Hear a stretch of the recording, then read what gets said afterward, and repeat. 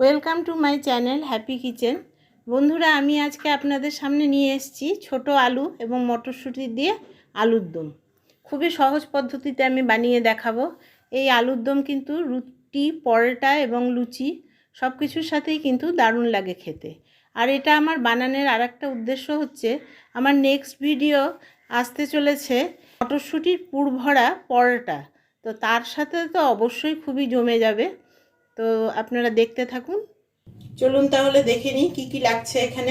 এখানে আমি আলু সেদ্ধ করে ছুলে নিয়েছি, আর একটা ফর্কের সাহায্যে আলুগুলোর গায়ে একটু ফুটো ফুটো করে নিয়েছি। আর করার কারণটা হচ্ছে যে মশলাটা মেখেছি বা গ্রেভির মধ্যে দিলে পরে ভেতরে আলুর ভেতরে ঢুকবে, গোটা আলু যেহেতু। আর এখানটা আমি আলুটাকে হলুদ, নুন আর একটু লঙ্কার গুঁড়ো দিয়ে মেখে নিয়েছি। লাগছে আমার এখানে মটরশুঁটি, মশলা, গুঁড়ো মশলা নিয়েছি। গুঁড়ো মশলার মধ্যে লাগছে আমার এখানটা জিরে গুঁড়ো, ধনে গুঁড়ো, লাল লঙ্কার গুঁড়ো আর হলুদ গুঁড়ো। লাগছে ঘি, ফোড়নের জন্য লাগছে জিরে এবং তেজপাতা।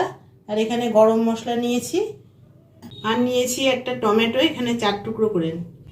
গ্যাসটা আমি ধরিয়ে নিয়েছি, বসিয়ে দিচ্ছি এতে একটা কড়াইয়ের মধ্যে দিয়ে দিচ্ছি আমি রিফাইন অয়েল।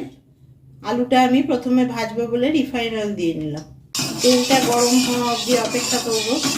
তেলটা গরম হয়ে গিয়েছে, এবার ছেড়ে দেবো আলু।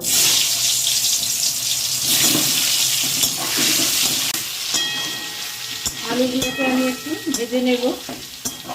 আলু ভাজা হয়ে গেছে, এবার আলুগুলোকে আমি তুলে নেব।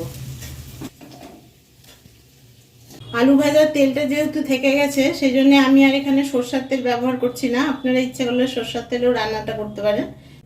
এখানে আমি রিফাইন অয়েলই ব্যবহার করছি। তেলে দিয়ে দিচ্ছি আমি 2টো তেজপাতা, আর দিচ্ছি সাদা জিরে ফোড়ন।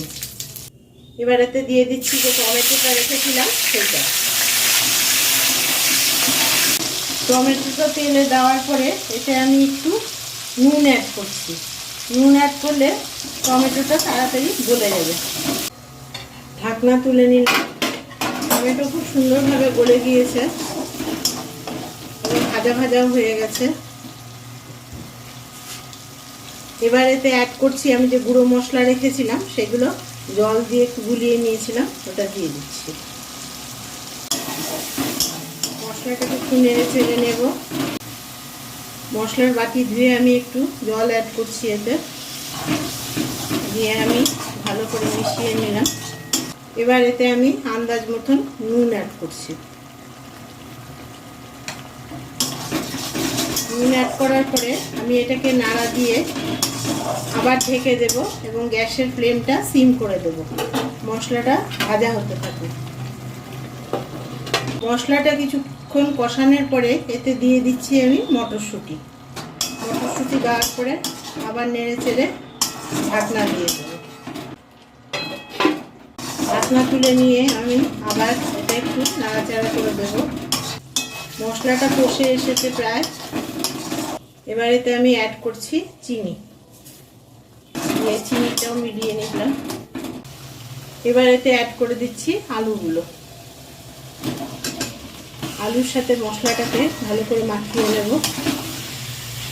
এবার এতে আমি অ্যাড করছি গরম জল।